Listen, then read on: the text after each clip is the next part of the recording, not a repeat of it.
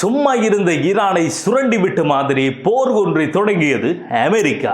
அமெரிக்காவுக்கும் ஈரானுக்கும் இடையில் அணு ஆயுத உற்பத்தி சம்பந்தமான பேச்சுவார்த்தை ஒன்று நடந்து கொண்டிருக்கும் போதே அந்த பேச்சுவார்த்தை சாதகமான ஒரு முடிவை எட்டுகின்ற சந்தர்ப்பத்தில் முன்னறிவித்தல் எதுவுமின்றி அமெரிக்கா ஈரானை தாக்கி ஈரான் நாட்டினுடைய அதி உச்ச தலைவர் அயத்துல்லா அலி கமைனியை கொன்றுவிட்டதுதான் அமெரிக்கா செய்த மிகப்பெரிய தப்பு.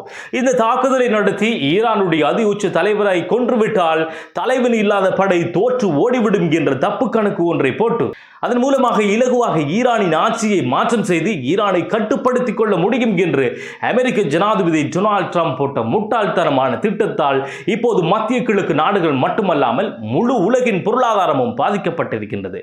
ஆரம்பத்தில் இந்த போர் 4 அல்லது 5 வாரத்திற்கு மேல் நீடிக்காது என்றும் நாங்கள் அதற்குள் ஈரானை எங்களுடைய கட்டுப்பாட்டுகளுக்குள் கொண்டு வருவோம் என்றும் ஆணவத்தோடும் நகைச்சுவையாகவும் ஊடகங்களுக்கு கருத்து தெரிவித்த டொனால்ட் ட்ரம்ப் இப்போது இந்த போர் அதற்கு மேல் நீடித்தாலும் நாங்கள் அதற்கு தயாராக இருக்கிறோம் என்று கூறுகிறார். அப்படி என்றால் அவர் நினைத்தது போன்று இந்த போர் இருக்கவில்லை என்பதுதான் இதனுடைய உண்மையான அர்த்தம்.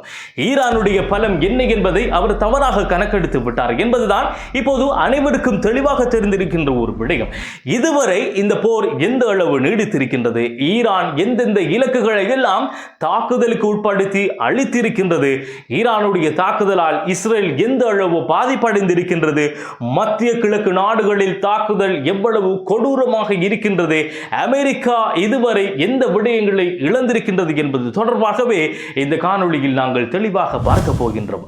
ஆகவே இந்த வீடியோவை ஸ்கிப் பண்ணி விடாமல் முழுமையாக பார்த்துவிட்டு உங்களுடைய நண்பர்களுக்கும் இந்த காணொளியை ஷேர் செய்து விடுங்கள். அமெரிக்கா எங்கள் மீது கை வைத்தால் அது ஈரானுக்கும் அமெரிக்காவுக்கும் இடையிலான போராக மட்டும் இருக்காது, நாங்கள் முழு மத்திய கிழக்கு நாடுகளையும் ஒரு கை பார்ப்போம் என்று இந்த சண்டை ஆரம்பிப்பதற்கு முதலிலேயே ஈரான் தெளிவாக குறிப்பிட்டது. மத்திய கிழக்கு பகுதிகளில் இருக்கின்ற அனைத்து அமெரிக்க ராணுவ தளங்களையும் குறிவைத்து எங்களுடைய தாக்குதல் மிகவும் கொடூரமாக இருக்கும் என்பதை ஈரான் முன்பே கூறிவிட்டது. அதன்படியே தங்களுடைய சவாலை வெறும் வார்த்தையாக மட்டும் வைத்துக் கொள்ளாமல் அவர்கள் கூறியது போன்றே ஒரு கை பார்த்து கொண்டுதான் இருக்கின்றார்கள். இப்போது அமெரிக்க ஜனாதிபதி டொனால்ட் ட்ரம்ப் பாரியது அரசியல் நெருக்கடியில் சிக்கி இருக்கின்றார். அவர்களுடைய நாட்டுக்கு உள்ளேயே ஈரானை இலக்கு வைத்து அமெரிக்கா மேற்கொண்ட தாக்குதலுக்கு எதிராக பலதரப்பட்ட எதிர்ப்புகள் தோன்றி இருக்கின்றது. அது மட்டுமல்லாமல் ஈரானுக்கு எதிராக போர் நடவடிக்கைகளை மேற்கொள்வதற்காக எங்களுடைய ராணுவ தளங்களை நீங்கள் பயன்படுத்தக்கூடாது என்று அமெரிக்காவுக்கு அனுமதி மறுத்துவிட்டது ஸ்பெயின். ஸ்பெயினுடனான அனைத்து விதமான வியாபார நடவடிக்கைகளையும் நாங்கள் முடித்துக் கொள்ளப் போகிறோம் என்று அறிவித்திருக்கின்றார் டொனால்ட் ட்ரம்ப். இவ்வாறான முட்டாள்தனமான நடவடிக்கைகளால் அமெரிக்காவுடனுடைய பொருளாதாரம் எங்கே கொண்டு செல்லப்பட போகின்றது என்பதுதான் மிகப்பெரிய ஒரு கேள்வி. ஏற்கனவே இந்தியா, சீனா உட்பட ஈரானோடு தொடர்பு வைத்திருக்கின்ற நாடுகளுக்கு வரி வீதங்களை அதிகரிப்பு செய்ததன் மூலமாக அமெரிக்காவில் பலதரப்பட்ட பொருட்களுக்கான விலை அதிகரித்திருக்கின்றது என்பது குறிப்பிடத்தக்க ஒரு விடயம். இப்போது ஈரானோடு நடக்கின்ற போரில் ஸ்பெயின் அமெரிக்காவுக்கு தங்களுடைய ராணுவ தளத்தை பயன்படுத்துவதற்கு அனுமதி வழங்கவில்லை என்பதற்காக வேண்டி ஸ்பெயின் நாட்டோடு தங்களுடைய வர்த்தக நடவடிக்கைகளை முடித்துக் கொள்வதாக அமெரிக்கா அறிவித்திருப்பதால் அது ஸ்பெயினுக்கு மட்டுமல்லாமல் அமெரிக்காவுக்கும் தங்களுடைய பொருளாதாரத்தில் சிக்கல்கள் ஏற்படுத்தும் என்பதில் எந்தவித சந்தேகமும் இல்லை. அமெரிக்கா மற்றும் இஸ்ரேல் இணைந்து ஈரான் முக்கியமான ராணுவ தளம், அணு தொடர்புடைய கட்டமைப்புகள் மற்றும் ஈரானுடைய பாடசாலை போன்ற பொது தளங்களையும் குறிவைத்து தாக்குதல் நடத்திய தருணத்தில் இருந்து இந்த மோதல் ஒரு புதிய கட்டத்திற்குள் நுழைந்தது என்பது அரசியல் ஆய்வாளர்களின் பொதுவான கருத்தாகும். ஏனெனில் அது வெறும் இரு நாடுகளுக்கு இடையேயான பகைமை அல்லாமல் பிராந்திய சக்தி சமநிலையை நேரடியாக சவாலுக்கு உள்ளாக்கும் முயற்சியாக பார்க்கப்படுகின்றது. ஈரான் தனது பதிலடி நடவடிக்கையை மிகவும் திட்டமிட்ட முறையில் முன்னெடுத்து வருவதாக தெரிகின்றது. ஏனெனில் வளைகுடா பிராந்தியத்தில் அமெரிக்க ராணுவ தளங்கள் அமைந்துள்ள நாடுகளை குறிவைத்து ஏவுகணைகள் மற்றும் ட்ரோன் தாக்குதல்கள் நடத்தப்பட்டதாக வெளிவரும் தகவல்கள் இந்த போரின் பரப்பளவு எவ்வளவு விரிவடைந்துள்ளது என்பதை வெளிப்படுத்துகின்றது. ஐக்கிய அரபு அமீரகத்தின் முக்கிய நகரங்களுக்கு அருகில் ஏவுகணைகள் பாய்ந்ததாகவும் சில குடியிருப்பு மற்றும் வணிக கட்டிடங்கள் சேதமடைந்ததாகவும் தகவல்கள் வெளியாகி இருக்கின்றது. இது அந்த நாட்டின் உலகளாவிய முதலீட்டாளர்களுக்கு மிகப்பெரிய அச்சத்தை ஏற்படுத்தி இருக்கின்றது. ஏனெனில் துபாய் மற்றும் அபுதாபி போன்ற நகரங்கள் உலக வர்த்தகத்தின் முக்கியமான மையங்களாக விளங்குகின்றது. அடுத்ததாக ஓமான் நாட்டின் முக்கிய துறைமுகங்கள் மற்றும் கடல்சார் போக்குவரத்து பாதைகள் ட்ரோன் தாக்குதலால் பாதிக்கப்பட்டதாக கூறப்படுகின்றது.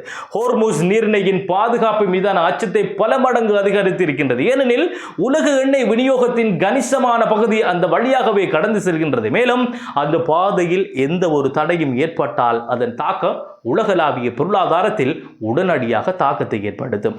பஹ்ரைனில் உள்ள அமெரிக்க கடற்படை தலைமையகம் அருகே தாக்குதல் முயற்சிகள் இடம்பெற்றதாகவும் கத்தார் மற்றும் குவைத் ஆகிய நாடுகளில் உள்ள அமெரிக்க வான்படி தளங்கள் குறிவைக்கப்பட்டதாகவும் கூறப்படுவது இந்த மோதல் இனி ஒரு தனிப்பட்ட பழிவாங்கல் நடவடிக்கை அல்லாமல் அதற்கு மாறாக அமெரிக்க இராணுவ படையின் மத்திய கிழக்கு இருப்பை முழுமையாக சவாலுக்கு உள்ளாக்கும் ஒரு பரந்த திட்டத்தின் ஒரு பகுதியாக இருக்கக்கூடும் என்ற எண்ணத்தை எங்களுக்கு வலுப்படுத்துகின்றது. இப்போது இஸ்ரேல் நோக்கி திரும்பி பார்க்கின்ற போது சில நகரங்களில் ஏவுகணை தாக்குதல்கள் இடம்பெற்றதாகவும் பல குடியிருப்பு பகுதிகள் சேதமடைந்திருப்பதாகவும் பாதுகாப்பு அமைப்புகள் சில தாக்குதல்களை தடுத்து நிறுத்தியதாகவும் தகவல்கள் வெளியாகி இருக்கின்றது. ஆனால் முழுமையான இராணுவ இழப்புகள் குறித்து இதுவரை வெளிப்படையான தகவல்கள் வெளியாகவில்லை என்பது இந்த மோதலின் தகவல் போர் தன்மையையும் வெளிப்படுத்துகின்றது.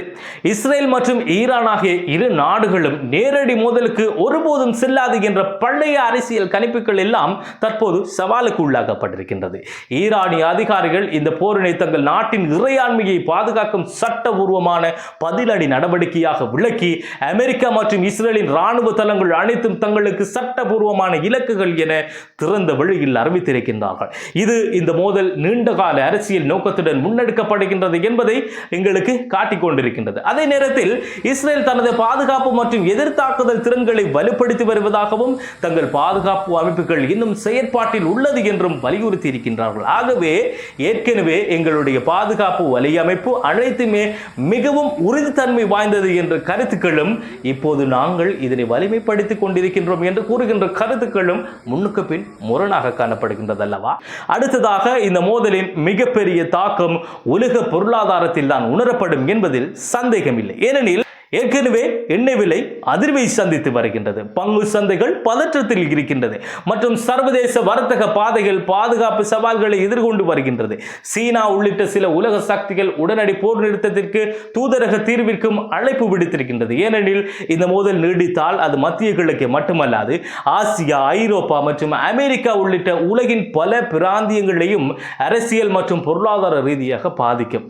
இந்த நிலைமை நீடித்தால் அகதிகள் பிரச்சினை, மனிதாபிமான நெருக்கடி மற்றும் சர்வதேச மனித உரிமை அமைப்புகளின் தலையீடு போன்ற பல சிக்கல்கள் உருவாகும் சாத்தியம் இருக்கின்றது. ஏனெனில் போர் எப்போதுமே குறிப்பிட்ட ஒரு எல்லைகளுக்குள் மட்டுப்படாது. அது மனித வாழ்க்கையின் பல அடுக்குகளை பாதிக்கும்.